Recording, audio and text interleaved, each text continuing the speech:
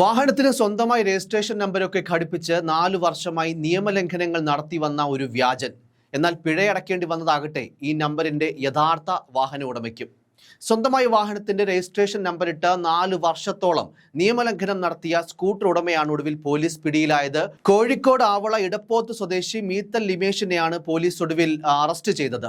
38 വയസ്സാണ് ഇയാളുടെ പ്രായം. വാഹനത്തിന് രജിസ്ട്രേഷൻ നടത്താതെ സ്വന്തമായി ഒരു നമ്പറും പതിപ്പിച്ച് 4 വർഷമായി അധികാരികളെ കബളിപ്പിച്ചായിരുന്നു വാഹനയാത്ര.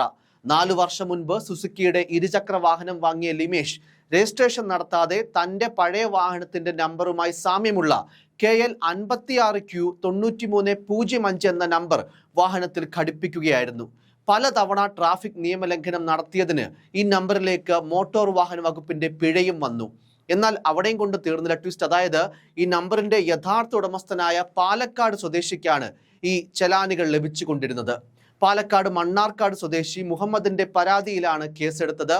മുഹമ്മദിന്റെ സ്കൂട്ടറിന്റെ നമ്പറാണ് ലിമേഷ് സ്വന്തം വാഹനത്തിന് ഉപയോഗിച്ച് വന്നതെന്നും പോലീസ് വ്യക്തമാക്കി. സ്ഥിരമായി പേരാമ്പ്ര ഭാഗത്തു നിന്നുള്ള ക്യാമറയിൽ നിന്നുള്ള ഫോട്ടോയുമായി ഏതാണ്ട് 20,000 രൂപയോളം ഇതിനകം ഈ ഒരു യഥാർത്ഥ നമ്പറിന്റെ ഉടമയായ മുഹമ്മദ് പിഴയായി മുടക്കേണ്ടി വന്നിരുന്നു. ഒടുവിൽ ഗതികെട്ട് പോലീസിൽ നൽകിയ പരാതിയിലാണ് യഥാർത്ഥ പ്രതിയെ പിടികൂടാൻ കാരണമായത്.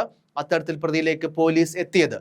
ട്രാഫിക് വയലേഷൻ കണ്ടെത്താൻ ഘടിപ്പിച്ചിരുന്ന ക്യാമറകൾ കേന്ദ്രീകരിച്ച് നടത്തിയ അന്വേഷണത്തിലൂടെയാണ് പ്രതി പോലീസ് പിടിയിലായത്.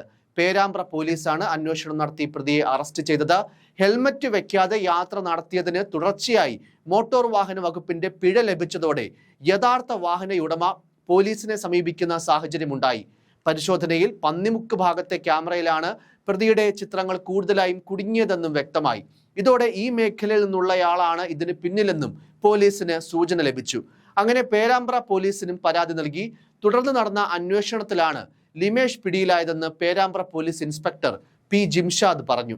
സ്കൂട്ടർ വാങ്ങിയതിനു ശേഷം രജിസ്ട്രേഷൻ നടത്താതെ വ്യാജ നമ്പർ ഉപയോഗിച്ച് യാത്ര നടത്തുകയായിരുന്നുവെന്ന് ലിമേഷും പോലീസിനോട് കുറ്റസമ്മതം നടത്തിയിട്ടുണ്ട്. എന്തായാലും പലതരം ട്രാഫിക് നിയമലംഘനങ്ങളും വാർത്തയായിട്ടുണ്ടെങ്കിലും ഇത്തരത്തിലൊന്ന് ആദ്യമായാണ് കേൾക്കുന്നത്. ഒരാളുടെ കുബുദ്ധിയിൽ സ്ഥിരമായി നടത്തിക്കൊണ്ടുവന്ന ട്രാഫിക് നിയമലംഘനങ്ങൾക്ക് മറ്റൊരാൾ കുറച്ചു വർഷങ്ങളായി ബലിയാടാകേണ്ടി വന്നു എന്നതാണ് ഇതിലെ ഒരു വിഷമമുണ്ടാക്കുന്ന കാര്യം.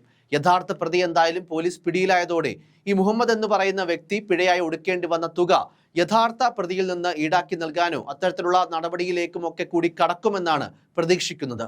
News desk, focus news TV.